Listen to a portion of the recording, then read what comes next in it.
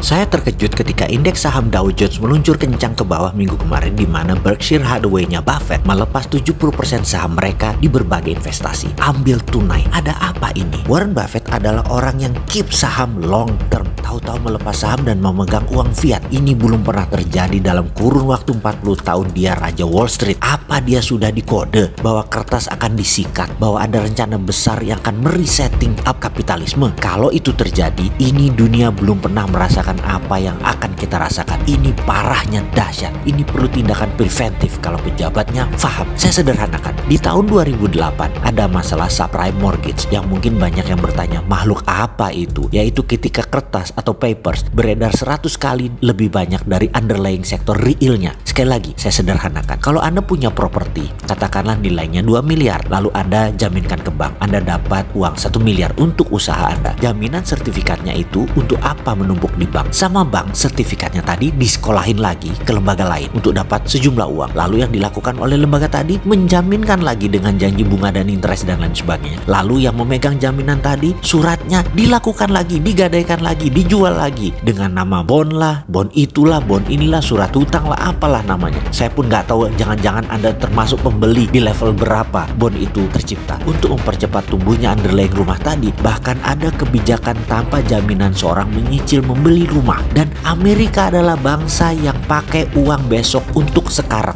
Dan sertifikat tadi diputar-putar sebagai jaminan sudah 100 kali dari rumah-rumah yang dibangun. Dengan harapan suatu saat pertumbuhan rumah 1000% dari kebutuhan saat ini, sehingga jaminan dan underlying sektor realnya sama. Ternyata kebiasaan memakai uang besok menjadi masalah. Banyak yang tidak bisa menyicil rumah, dan disinilah pondasi kertas ambruk. Lalu runtuhlah berbagai lembaga keuangan dan lembaga akunting penipu kertas yang katanya bagus, hancur dalam semalam. Apa yang dilakukan oleh Amerika? Apa yang dilakukan oleh Federal Reserve? Kertas itu semua dinolkan. Federal Reserve printing money di tahun 2009, dan jumlah kertas serta proyeknya real sekarang 1:1 lagi. Pasar tahun 2010 normal kembali. Sederhana kan? Baik, sekarang Wall Street adalah tempat 65% dolar beredar. Kita semua tahu 75% dolar beredar di luar Amerika, dan 65%-nya dikontrol melalui Wall Street. Saat ini kertas di Wall Street 1000 kali sektor realnya. Bagaimana cara meresetting up ini semua? Seperti tahun 30-an resesi Amerika, maka perang yang dilakukan untuk membuat kertas jadi nol adalah penting. Itulah resetting up baru. Ketika menang perang tahun 1945, FDR, Franklin Delano Roosevelt, Presiden Amerika kala itu, melanjutkan printing money dengan nama New Deal. Saat ini bukan tentang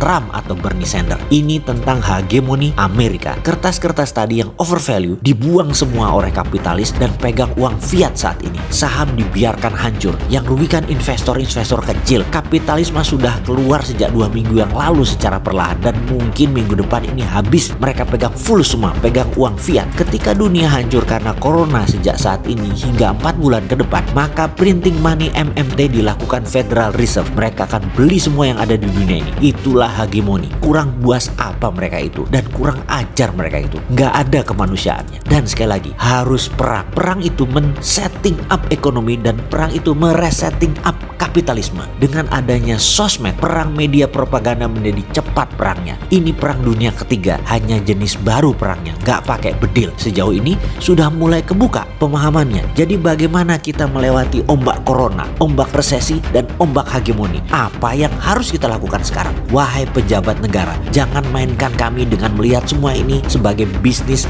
as usual. Ini at war, ini kondisi perang. No rule atas nama survival of the nation. Jangan ikuti box, jangan ikuti aturan dunia. Perang itu no box.